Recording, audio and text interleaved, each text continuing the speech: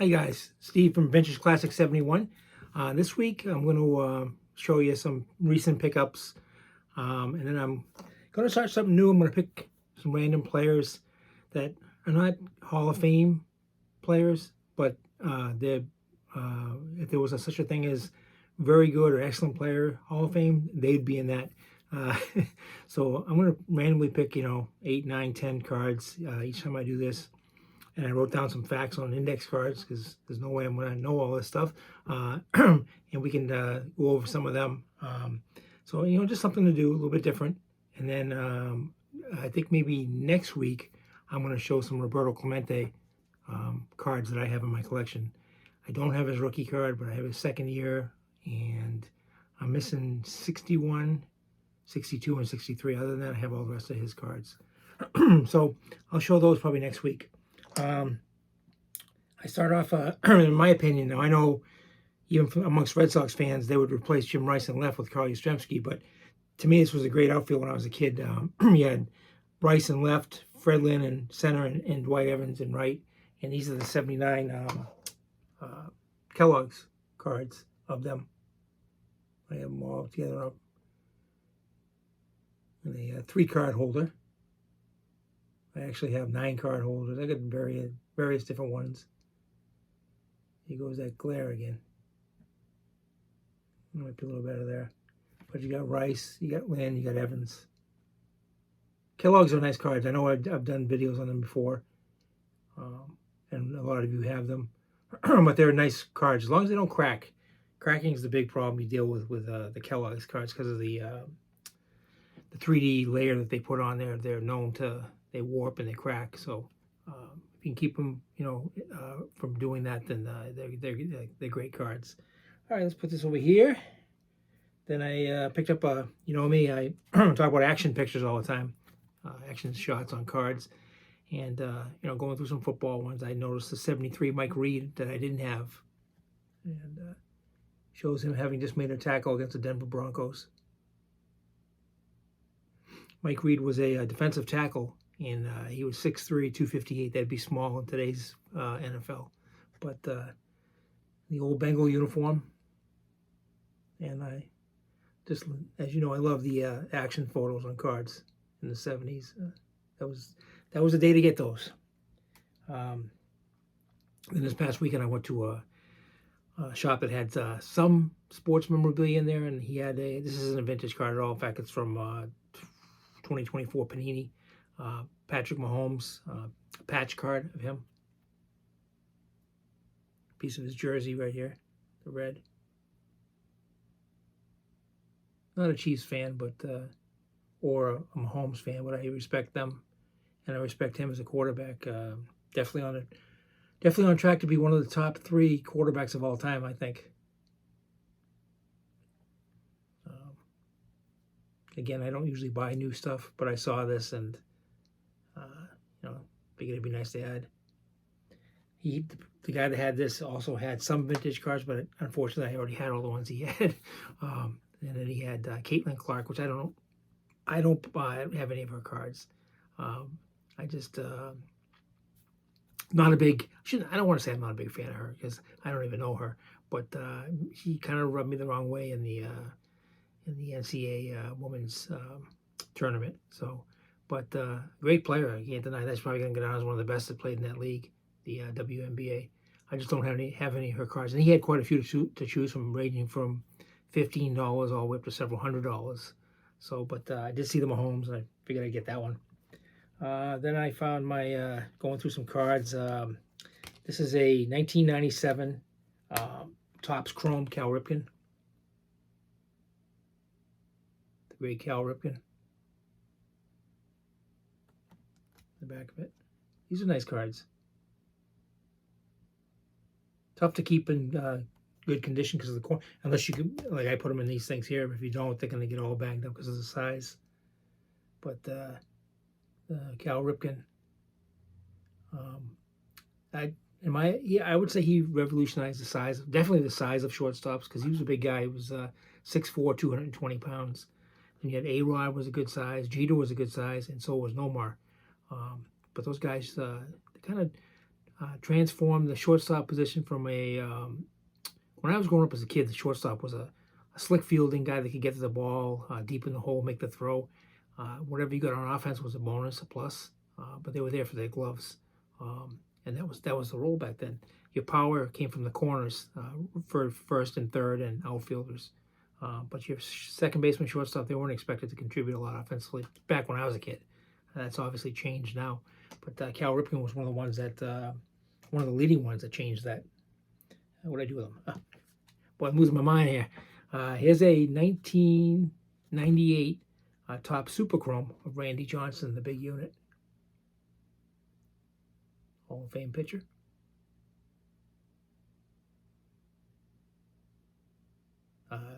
Intimidating force on the mound, as you guys know. Listen to some of the strikeout totals he had. 228, 241, 308, 204, 294, 291. I mean, you're looking at a 6'10", 225-pound pitcher on the mound who throws hard. You remember John Kruk in the All-Star game. He wanted no part of being in the batter's box there against him. But that's Randy Johnson, great pitcher. Next, we'll have another Hall of Famer, Mike Piazza. This is a 98, also 98 top Super Chrome, Mike Piazza. Hall of Fame catcher. Dodgers, Mets. At the time this card was made, he had a lifetime batting average of 334. He was coming off a 40 homer, 124 RBI season in 1997. Just a great player. He acquired via the draft in the 62nd round of the 1988 draft. So that goes to show you. Everybody knows he's related to Tommy Lasorda. I think it was his nephew or something. Correct me if I'm wrong. I don't remember exactly what it was, the relationship, but I know he's related to Tommy. Then we got a, let's see what this is. This is a 1997 Collector's Choice, clearly dominant Ken Griffey Jr., the kid.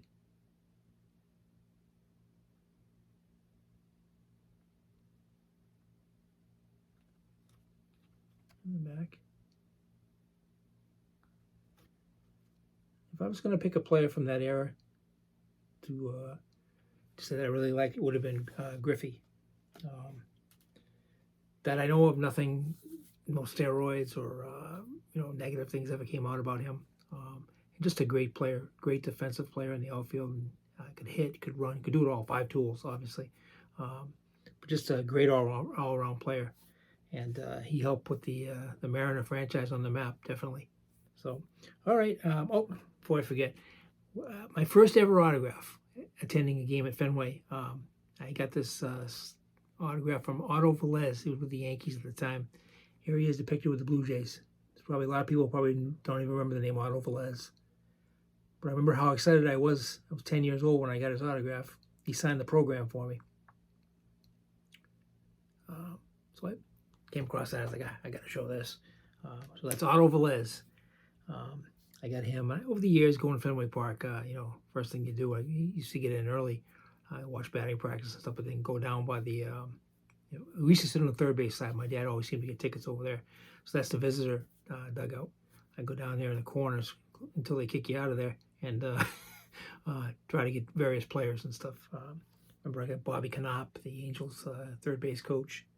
I got Francisco Berrios, who unfortunately passed away many years ago. I got him when he was with the White Sox. Just all different guys would come over and sign for you. Of course, I was a kid, so it makes it a little bit easier. If I stood there now, they probably walk right by me. But all right, let's start a few players. Something new. Maybe this isn't something you like. Let me know. I have no problem. Just when you do a video every week, and some people do. I don't know how they do it. They do a couple every day.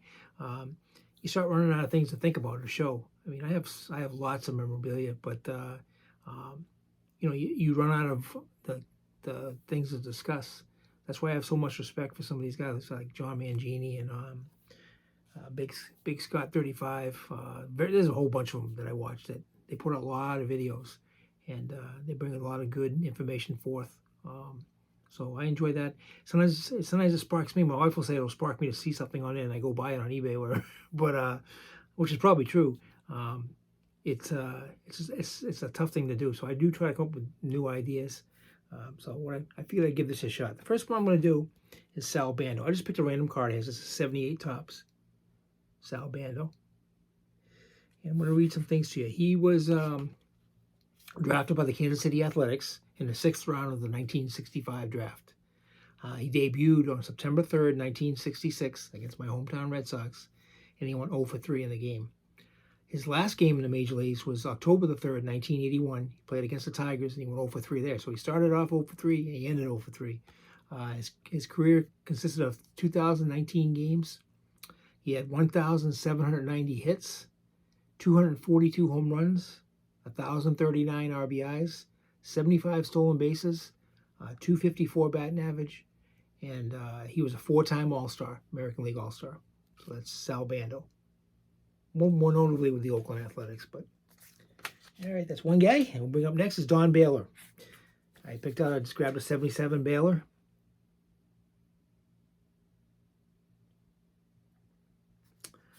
Don Baylor was drafted by the Baltimore Orioles in the 2nd round of the 67 draft. He debuted on September 18th, 1970 versus the Cleveland Indians. He went 2 for 4 with 3 RBIs, so he had a good debut. And his last game in the Major Leagues was October the 1st, 1988 against the Milwaukee Brewers. He went 0 for 5. In his career, he played in 2,292 games. He had 2,135 hits, 338 home runs, 1,276 RBIs, 285 stolen bases, 260 batting average. That's probably one of the major reasons that'll work against him when it comes to the Hall of Fame. He was a 1-time All-Star. I only made the All-Star game once. That might also deter them from looking at him. And in 1979, he was the American League Most Valuable Player. So that's Don Baylor. All right. Next up, we got, I love this guy when he was with the A's. As a kid, the Red Sox, the A's, and the Pirates. I like all three of those. Red Sox were my favorite, obviously, but the A's and the Pirates, I like them a lot too. And that's Bert Campaneris. I picked out a 78 Campaneris. He's depicted with the Texas Rangers here. By the way, if you do through the mail autographs, he's a very good signer. Might take you a month and a half to get it back, but he will sign and he doesn't charge a fee for it. So that's Bert Campaneris, Campy. All right, about him. He was signed by the Kansas City Athletics prior to the 61 draft, so he didn't get drafted. He actually signed with the A's prior to the draft in 61. He debuted on July 23rd, 1964 against the Minnesota Twins. He went 3 for 4, and this is highly unusual. Next one, he hit 2 home runs. He only hit 79 in his career. He hit 2 in his first game in the big league. So he had 3 RBIs that day and a stolen base. His last game was October the 1st, 1983 against the Baltimore Orioles, and he had no registered plate appearance. His first career, he had 2,328 games, 2,249 hits, 79 RBIs, 79 home runs, 646 RBIs, 649 stolen bases. Very, very fast, good, stealing bases and everything. 259 batting average, and he's a 6-time All-Star. I used to always push for him to go into the Hall of Fame. I still think that there's room for him in there, especially if, and nothing against these guys being in it, but, like Rizzuto, those guys, Ozzie Smith being in it. Ozzie Smith was a wizard with his glove, but, Pee Wee Reese, I still feel there's room in there for Bert Campaneris, as there is for Davey Concepcion from the Reds. But that's Bert Campaneris right there. Concepcion will probably be on one of the coming weeks. Next is a controversial player to bring up, but oops, what do we got here? Okay, it's Jose Canseco. Now, here is a 1989 Canseco card. You could say so much about this guy. A lot of it probably wouldn't be good. Read his book, Juiced. And to be honest with you, as much as he was in the wrong, and there's no excuse for that, he did expose and help clean up the game by writing that book and bringing some. Now, is he well liked by his contemporary ball players that played with him? No. I guess I bet you if you asked Mark McGuire about him, he probably wouldn't say too many nice things. But if you've never read that book, Juiced, it's I'm a big baseball book reader. That and World War II and everything. If you read his book, it's not your typical baseball book where it talks about his career or stats or how he came up through the game. There is a little bit of that, but mostly it talks about the steroid era, and does mention names in there. So if you haven't read it and you're interested in that whole era, because remember these guys, now that they've allowed the lifetime ban's been removed from Pete Rose and Shoeless Joe Jackson. A lot of these guys, I'm not saying Canseco's gonna, but a lot of these guys from the steroid era, especially Barry Bonds and Roger Clemens and Sammy Sosa and guys like that, are more than likely going to get in the Hall of Fame, whether you agree with it or not. I personally don't agree with it. As I've told you guys a million times in the past, I'm an old school guy. People say, hey, you could have put a separate wing for the steroid era, but and I know that the Hall of Fame does have people in there that weren't good citizens. They weren't outstanding citizens at all. I mean, there was some that were rumored to have killed people and some really bad things, but they're in the Hall of Fame. But I just think that there has to be a standard somewhere. It should be role models for kids. So, but again, I'm old-fashioned, and I'm open to criticisms in the comments. I know I'm going to get some on that, but Jose Canseco, let's get back to him. He was drafted by the Oakland Athletics in the 15th round of the 82 draft, 1982. He debuted on September 2nd, 1985 against the Baltimore Orioles, and he went 0 for 1. It seems to be a common theme because he also went 0 for 1 his last game, but his last game was October the 6th, 2001 versus the Minnesota Twins. And like I said, he went 0 for 1 there. In his career, he had 1,887 games with 1,887 hits. So he averages a hit a game. That's unusual to have the same number of hits as you do games, right on the exact number. But he had 462 lifetime home runs. He had 1,407 RBIs and 200 stolen bases. Lifetime batting average is 266. He was a 6-time All-Star. He was Rookie of the Year, 4 Silver Sluggers. If you're not familiar with Silver Slugger, that means he's the best offensive player at his position. So he won 4 of those. 1988 American League Most Valuable Player, and he was the first player to hit 40 homers and steal 40 bases, the 40-40 club, and he did that in 1988. So that's Jose Canseco. I know it's going to open myself up to a lot of comments on Canseco, but you got to give him his due. Next up is Norm Cash from Detroit Tigers. Storm and Norman was his nickname. In my opinion, a great ball player too. Everybody remembers the story when he took a table leg. I want to say it was in 1973 against Nolan Ryan, and Ryan was dominant that day. Ryan's always dominant, and I guess Cash figured I don't have a snowball's chance in hell of hitting him, so he took a table leg and went up to the plate and got into the batter's box. Of course, the umpire spotted it right away and made him go back and get a bat, but that just goes to show you that the respect that players had for Nolan Ryan on the mound. But Norm Cash, so let's go over him. All right, he was drafted by the Chicago Bears in the NFL, not the White Sox, the Bears, but chose baseball and signed with the White Sox at the time, the Chicago White Sox. So he was drafted by the Bears, but chose not to play football. He chose instead to play baseball and sign with the White Sox. He debuted on June 18th, 1958 versus the Red Sox. He went 0 for 0, 0 for 0. No, 0 hits and 0 at-bats. He didn't make an appearance. His last game was August the 6th, 1974, and he played versus the Indians, and he went 1 for 1. Norm Cash has career numbers of 2,089 games, 1,820 hits, 377 home runs. He had good pop. There's no doubt about that. 1,104 RBIs. He stole 43 bases in his career. And he's a lifetime 271 hitter. He's a 5-time All-Star. He was the 1961 American League batting title leader. He hit 361 to lead the AL. And of course, I told you the story about the table leg. So he's definitely a player too that is he a Hall of Famer? He's right there on the line, in my opinion. Like I said, these are guys that if you built a separate attraction and you named it the Almost Hall of Famers Hall, a lot of these guys that I'm going to be showing you in the coming weeks, I would think would be in there. And who knows, some of them may be actually elected to the Baseball Hall of Fame. You never know. All right, next is Chris Chambliss. I picked out a 1980 of Chambliss with the Yankees. Nice little picture of him at the plate. It looks like he had a home run or something. You can tell a deep fly by the way the catcher's up. Looks like Rick Dempsey catching. They're both looking out that way towards the outfield. But Chris Chambliss was a good player in his. He was drafted by the Cincinnati Reds in the 31st round of the 1967 draft. But he didn't sign with them. He was then drafted by the Indians in the first round of the 70 draft. So by waiting that 3 years, he went from the 31st round in 67 to the first round of the 1970 draft. So it definitely paid off for Chris Chambliss. He debuted on May 28th, 1971 versus the White Sox. He went 0 for 1. There's that 0 for 1 again. And then his last game was May the 8th, 1988 versus the Texas Rangers, and he went 0 for 1 again, of course. Now he played in 2,175 games. He had 2,109 hits. He had 185 home runs. He wasn't, in fact, a little back of the card.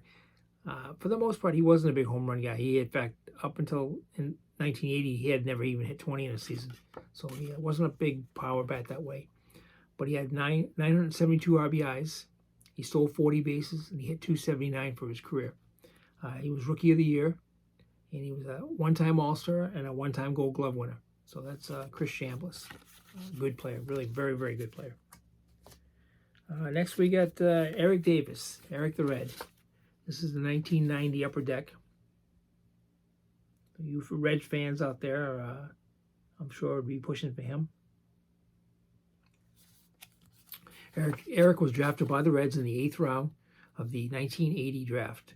He debuted, here we go again, May 19th, 1984 versus the Cardinals. He went 0 for 1. His last game was October the 7th, 2001 versus the Dodgers, and he went 0 for 1. There's a common theme here. Sorry, excuse me. In his career, he had 1,626 games. He had 1,430 hits, 282 home runs, 934 RBIs. He stole 349 bases, and he had a lifetime batting average of 269.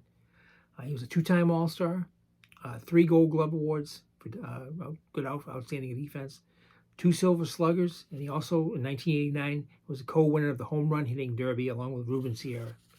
That's a nice little tidbit there, the 1989 Home Run Derby. That was Eric Davis. All right, next up we got Dwight Gooden. So much can be said about Dwight Gooden. At the time Gooden was pitching, being a Red Sox fan, I was a huge fan of Clemens. So they were in that same time period. Clemens in the American League and Dwight in the National League. But Dwight Gooden was drafted by the Mets in the first round of the 1982 draft. He debuted on April the 7th, 1984. He pitched against the Astros that day. He pitched 5 innings. He got the win, and he struck out 5. He was only 19 years old at the time, so it's a nice little start for a 19-year-old. His last game was September 29th, 2000 versus the Baltimore Orioles. He only lasted 2 innings, and he got 1 strikeout. In his career, Dwight Gooden won 194 games. He lost 112. He had an ERA of 3.51. He registered 3 saves in his career. A lot of people wouldn't think that he'd have any saves, but he registered three saves. And he had 2,293 strikeouts. Dwight Gooden was Rookie of the Year. He was a 4-time All-Star, Silver Slugger for the top hitting pitcher.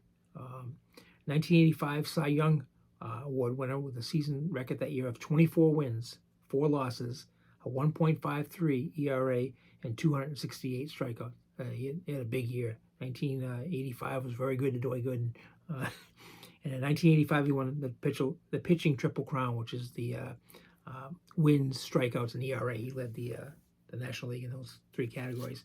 So that's Dwight Gooden. Dwight Gooden, does he have enough to get into Cooperstown? I would have to say he's just short of it. And then, of course, there was the drug stuff with him and Darryl Strawberry. But again, like I said earlier, standards seem to be changing right now in Cooperstown. Some will say for the good, some will say for the bad. I guess we have to wait and see. But it does open up avenues for players that maybe were forgotten or we're not going to get in. Like, for example, Manny Ramirez. He tested positive 3 times. Manny has his numbers undoubtedly Hall of Famer. Now, whether the voters will forgive him for those 3 occasions that he tested positive, that'll be the question whether he gets in or not. But like I said, it opens up the floodgate. So guys like that definitely have a chance. But that's Dwight Gooden. All right, the last one I'm going to do today is Bob Forsch. And I picked out a 1986 Topps Bob Forsch card in action, of course. Pitching for the Cardinals there. All right, Bob Forsch was drafted by the Cardinals in the 26th round of the 1968 draft. He debuted on July the 7th, 1974, and he pitched against the Cincinnati Reds that day. He pitched 6 innings. He had 2 strikeouts. He walked 5, and he took the loss. So, hey, he went 6 innings, but that was the norm back then. But he maybe not the best start. So his last game was September the 25th, 1989, pitched against the Atlanta Braves. He was a third of an inning, 1 strikeout, and 1 walk.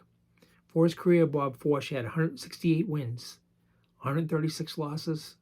He had an ERA of 3.76, 3 lifetime saves, and 1,133 strikeouts. And he also won 2 Silver Slugger Awards as the top hitting pitcher. Is Forsch a Hall of Famer? No, but he would get into my almost Hall of Fame based on 168 wins.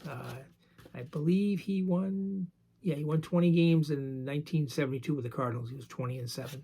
So, Bob Forsch. All right, that's something I figured I'd give it a shout. Give it a shot. I guess I am shouting, but see how you guys like it or don't like it. Let me know. If you do like it, I've picked out a bunch of other cards. I got a whole stack of guys that I could do. Picking out 8, 9, 10, like I said, a week and doing those. But hope everybody's doing well. Hope you had a good weekend, a safe weekend. Hope you have a great week this week. It's actually Monday, so I'm back on track. Last week, like I said, I made it in the middle of the week. I made the video.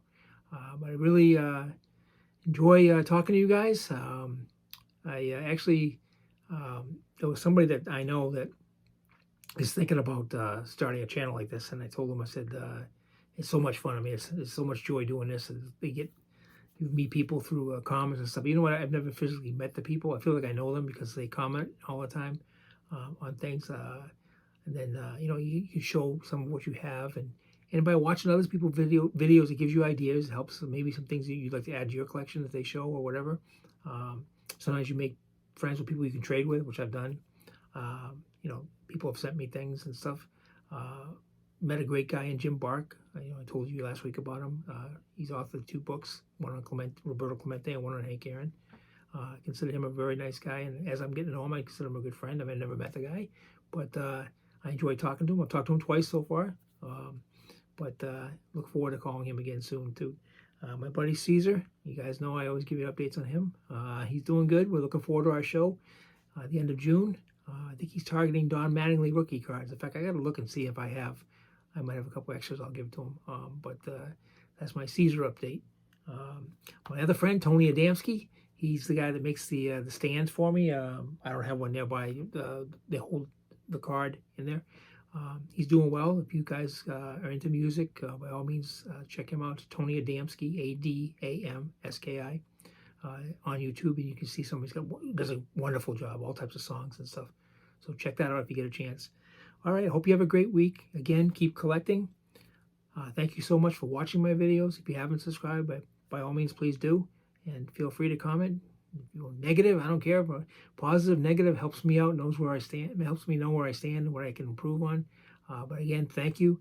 And I'll see you next week. Take care. Bye.